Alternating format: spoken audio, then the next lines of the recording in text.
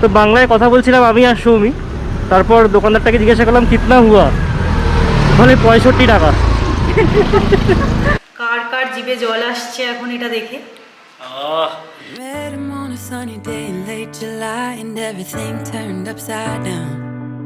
I almost lost track of time as weeks went by. I couldn't get. Good morning everyone, welcome back to the channel. কেমন আছো তোমরা সবাই? আশা করব প্রত্যেকে খুব ভালো আছো, সুস্থ আছো। এই কথাটা তোমাদের থেকে অনেক দিন পর আমি জানতে চাইলাম। মানে লাস্ট এক সপ্তাহ যে কিভাবে কেটে গেল, এতটাই হেক্টিক শিডিউল ছিল যে বলার নয়। তো কিছুটা তোমরা ব্লগে দেখেওছো, সেটা মানে 20% আমি তোমাদের সাথে শেয়ার করিও, 80% কিন্তু শেয়ার করতে পারি না। তবে একটা কথা ঠিক, আমি এই ফেজটা খুব এনজয় করছি। আমি জানতাম এরকম কিছু একটা হতে চলেছে, কিন্তু আমি যেহেতু এটা ভালোবেসে করছি তার জন্য খুব একটা স্ট্রেসড লাগছে না, এনজয় করছি ব্যাপারটা। আর লাস্ট দুদিন আমরা পুনেতে আছি, ওয়েদার বলো বা এই নতুন সিটি বলো, খুব ভালো লাগছে। মানে এখনও অবধি তো খুবই ভালো লেগেছে।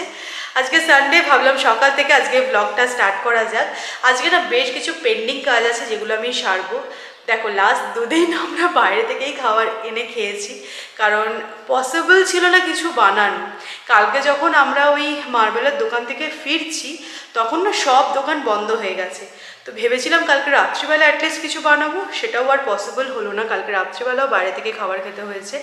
তো এটা একদমই ঠিক নয় এই সিচুয়েশানে, কিন্তু পরিস্থিতি যা তার সাথেই মানিয়েছি।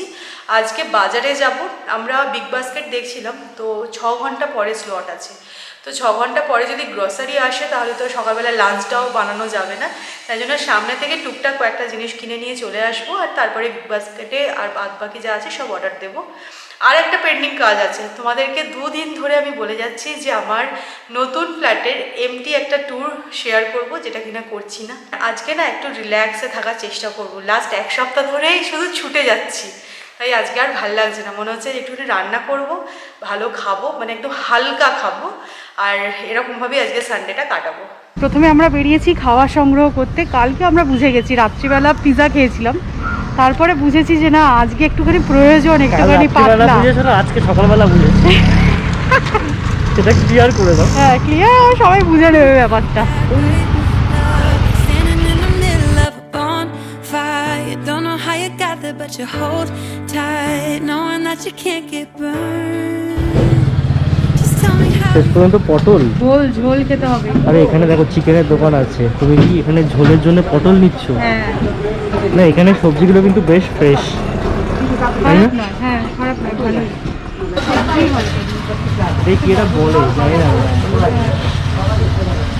এটাকে মহারাষ্ট্রে কি বলে একটু জানিও তো তোমরা।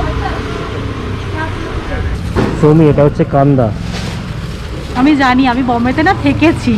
আর ওইদিকে হচ্ছে বাটাটা, বাটাটা কান্দা।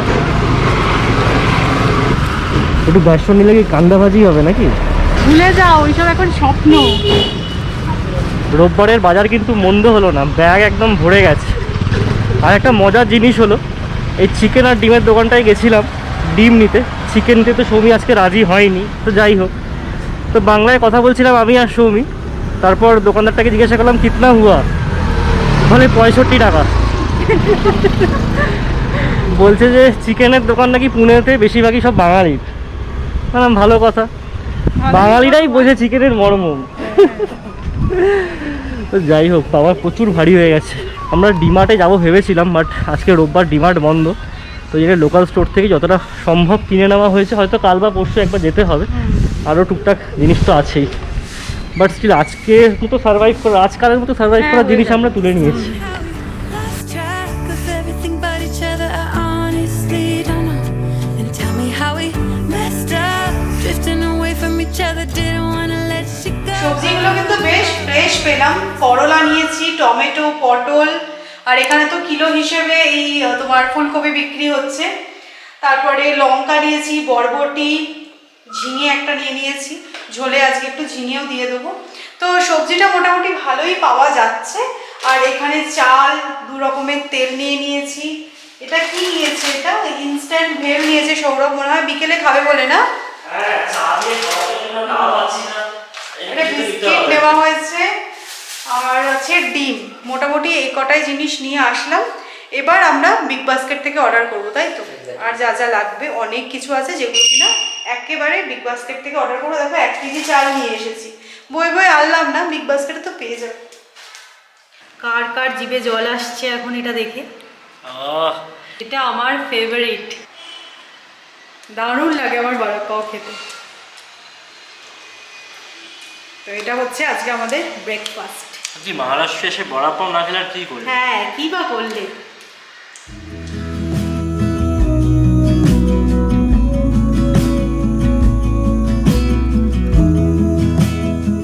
তোমরা যারা আমার রেগুলার ভিউয়ার তাদের হয়তো মনে থাকবে আমি বলেছিলাম যে পুনেতে আসার পর আমাকে আবার স্ক্র্যাচ থেকে শুরু করতে হবে। আমার এখানে কিচ্ছু নেই, দেখো একটা চপিং বোর্ড নেই, আর এই পিলারটা পর্যন্ত নেই। পিলারটা আমি এডিনবরা থেকে বই আনলাম, কিন্তু এদিক ওদিক করতে করতে আমার মনে হচ্ছে না ওটা আনা হয়েছে বলে, মানে ওটা কলকাতাতেই পড়ে আছে। তো এইভাবেই এখন কাজ চালাতে হচ্ছে। তো এটা খুবই খারাপ লাগছে যে 4 বছর আমি যে জিনিসগুলো ইউজ করেছি সংসার করতে কিছুই এখন আমার কাছে নেই। আর একটা কি জানো, আমরা ভেবেই রেখেছিলাম যে এখানে এসে সব কিছু অর্ডার করবো। এখন সৌরভ বলছে তুমি অর্ডার করো, আমি বলছি তুমি অর্ডার করো, মানে কোথা থেকে শুরু করবো বুঝতে পারছি না। সৌমি পাইছি কোথায় ছিল? এটা আমার একটা তো মাথা সুটকেসের হয়ে মধ্যে গেল। ছিল। হ্যাঁ, আমি জাস্ট আমি কি মিস করেছি। এইটা যা দারুণ না, কি বলবো। এটা এডিনবরা থেকে কেনা, এটা বেস্ট সেলার ছিল।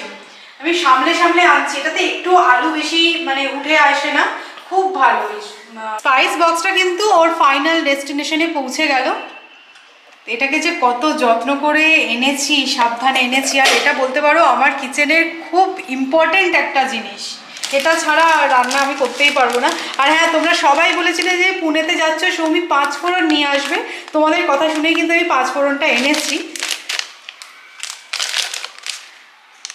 I wanna get too close, gonna get it right now. I wanna push all the limits with you right now. So what's your feeling? The city squealing. ইন্ডাকশনে রান্না করার অভ্যাস একদমই নেই, এই প্রথমবার আমি ইন্ডাকশনে রান্না করছি। তো প্রথম দিকটা একটু আলুগুলো পুড়ে গেছে, কারণ আমি না টেম্পারেচারটা ঠিকঠাক দিতে পারিনি। তো এখন ঠিক লাগছে। আর একসাথে সব দিয়ে ফ্রাই করে মশলা দিয়ে জল ঢেলে দেবো।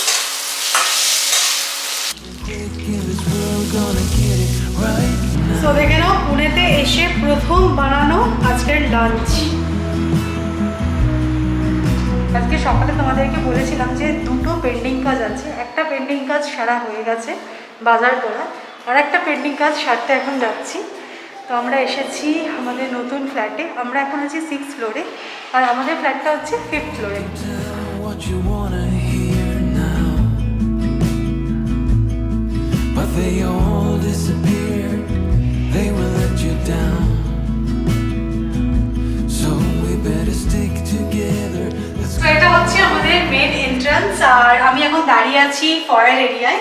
তো এখানে একটা শু ক্যাবিনেট হবে, যেখানে একটা সিটিং এরিয়ারও করার প্ল্যান আছে, যাতে কিনা বসে জুতো পরা যায়। আর এখন এখানে যেটা আছে সেটা হচ্ছে এই ক্যাটালগুলো, যেটা কালকে আমাদের দিয়ে গেছে। আর এখান থেকে আমাদের ল্যামিনেট চুজ করতে হবে। তো দেখতেই পাচ্ছ বেশ মোটা 2টো বই, মানে কি চুজ করব আর কতটা কনফিউজড হবো তোমরা ভেবে নাও। না, এত বড় সিলেবাস তুমি কদিনে শেষ করবে? বছরখানেক লেগে যাবে। না, এটা উপরে যাওয়ার সময় আজকে নিয়ে যেতে হবে। পরে যেটুকুনি চুজ করবো দেখবো। ফয়েল এরিয়া থেকে এসেই হচ্ছে আমাদের লিভিং কাম ডাইনিং স্পেস। তো আমাদের ফ্ল্যাটটা হচ্ছে ওয়েস্ট ফেসিং। কলকাতায় যেরকম দক্ষিণ দিকে হাওয়া বেশি, মহারাষ্ট্রে যেহেতু মানে সমুদ্র পশ্চিম দিকে কিন্তু খুব ভালো হাওয়া দেয়। আমরা যখন ফ্ল্যাট কিনবো ভাবছি, যখন সার্চ করছি, এই পয়েন্টটা আমরা মাথায় রেখেছিলাম। তো এই জায়গাটায় হবে হচ্ছে সিটিং স্পেস, আর এর ঠিক সামনেই আছে টেরেস। এই টেরেসটা তো খুবই পছন্দের, খুবই ভালো লাগছে। ভিউটা তোমাদের দেখো, এখান থেকে একটা সুন্দর সিটি ভিউ আছে। be quick in this world, gonna get it right now. এক্ষুনি যে পয়েন্টটা তোমাদেরকে বলছিলাম হাওয়ায় উড়িয়ে নিয়ে যায়, আমাকে দেখতে হয়তো তোমরা বুঝতে পারছো যে কতটা হাওয়া দিচ্ছে। রোদ আছে বাট ভীষণ সুন্দর হাওয়া। আর আমার প্ল্যান আছে এখানে খুব সুন্দর করে গার্ডেনিং করার। তো এই ওয়ালটা আমি পাচ্ছি, এই ওয়ালটাই আমি ভাবছি যে পুরোটা গাছ করবো সৌরভ, ঠিক আছে? হ্যাঁ, তারপরে জঙ্গল টঙ্গল হয়ে যাবে নাকি এখানে? এখানে কিছু জিনিসপত্র আমার চাষ করারও ইচ্ছা আছে। ও আচ্ছা, কি কি? আলু, পটল? টমেটো, তারপরে ধনে পাতা, এইসব টাইপের জিনিস। ঠিক আমি আছে? যদি এখানে একটা মুরগি খামার করি।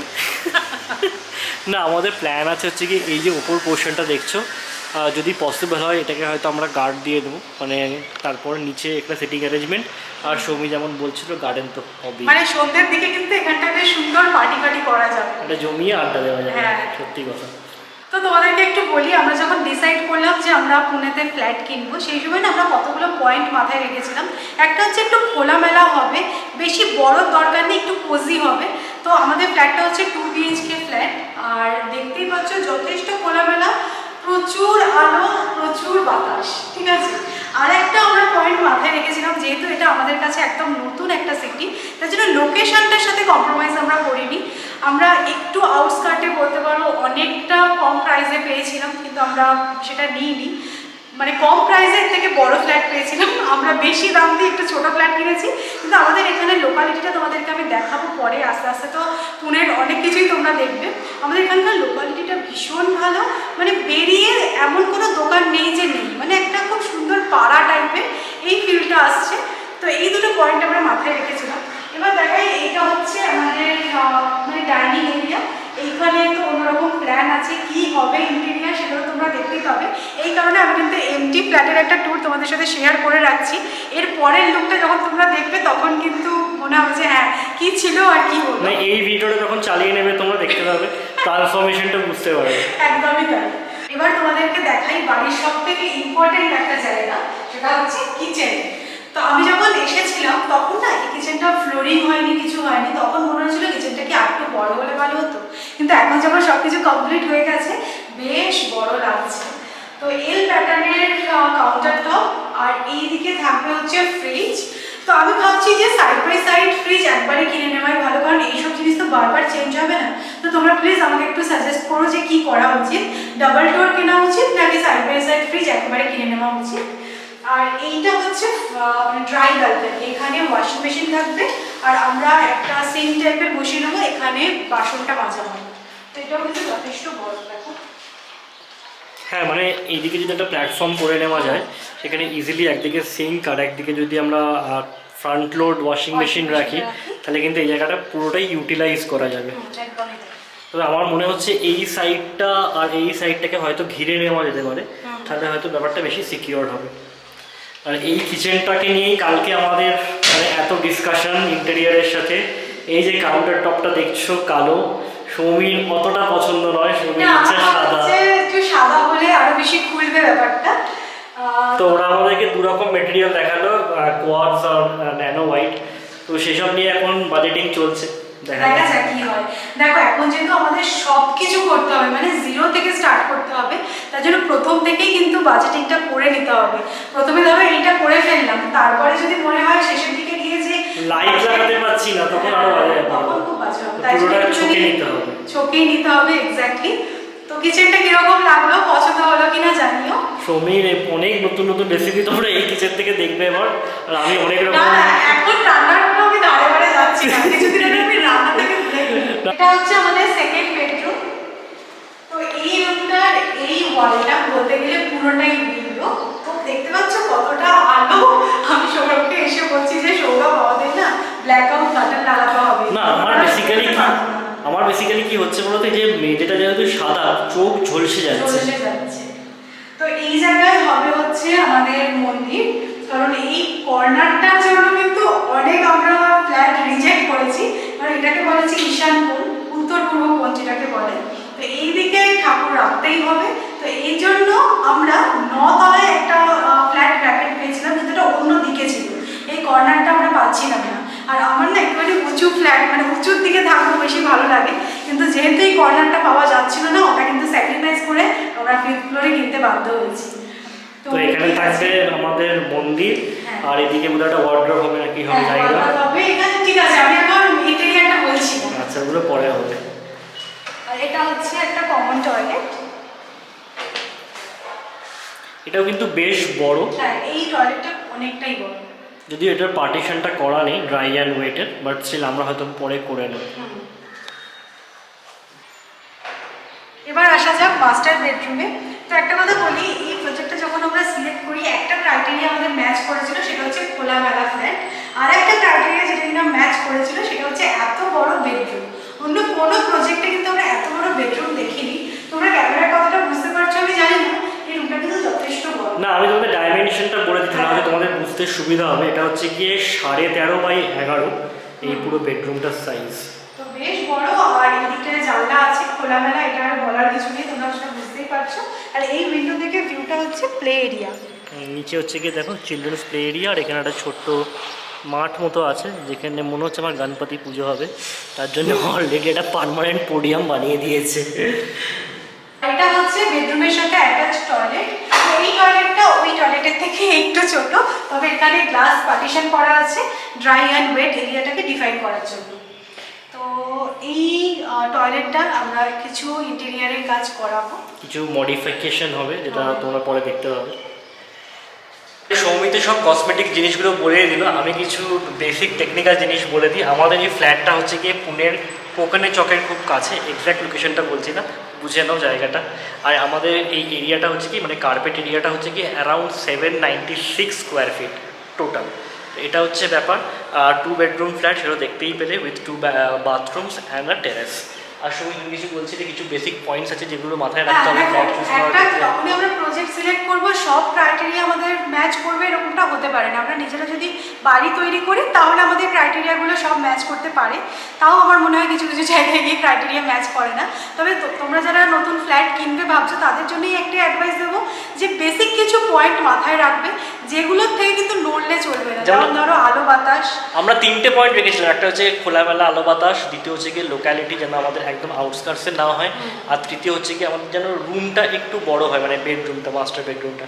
হ্যাঁ, তো এই 3টে ক্রাইটেরিয়া আমাদের ম্যাচ করেছে। যেমন ধরো বলছি আমি, ছোট যে বেডরুমটা আছে সেটা মনে হলো আর একটু বড় হলে একটু ভালো হতো, সেটা কিছু করার ম্যাচ করেনি ক্রাইটেরিয়া। আর আমার মনে হয়েছিল যে লিভিং রুম বা ডাইনিং রুমটা যদি এল শেপের হতো তাহলে ভালো হতো, তাহলে তো সোনায় সোহাগা হতো। বাট পুনেতে আমি একটা জিনিস দেখছি যে এল শেপটের যে ডাইনিং কাম ড্রয়িং এরিয়া থাকে সেটা খুব কম প্রজেক্টেই পাওয়া যায়। তো কিছু স্যাক্রিফাইস থাকবে, কিছু টিকমার্ক থাকবে, সব মিলিয়েই তোমরা তোমাদের প্রজেক্ট চুজ করো। অল দ্য বেস্ট যারা তোমরা নতুন মানে এরকম ফ্ল্যাট বা প্রপার্টি কিনবে ভাবছো। তো আমাদেরটা তো হলো, এখন সাজানোর পালা। অবশ্যই কমেন্ট করে জানাবে যে এমটি ফ্ল্যাট ট্যুর তোমাদের কীরকম লাগলো। এরপরে এই ফ্ল্যাটটা অনেকটাই চেঞ্জ হয়ে যাবে, যেটা কিনা তোমরা ব্লগে দেখতে পাবে। তোমরা এক্সাইটেড কিনা অবশ্যই কমেন্টে জানিও, তাহলে আমি ডিটেলসে তোমাদের সাথে সব কিছু শেয়ার করব। আর আমিও আমার জন্য আর কি রেখে দেবো, আমি যাতে পরে এগুলো দেখতে পারি। আর কি আজকের ব্লগটা নতুন ফ্ল্যাট থেকে এন্ড করা যাক। তো তোমাদের যদি আজকে ব্লগটা ভালো লাগে লাইক করো, শেয়ার করো, যারা নতুন আমাদের দেখছো চ্যানেলটা সাবস্ক্রাইব করো। তো নেক্সট ব্লগে আবার দেখা হচ্ছে, ততক্ষণের জন্য tata. July and everything turned upside down. I almost lost track of time as weeks went by. I couldn't get him off my mind. I told him I want that great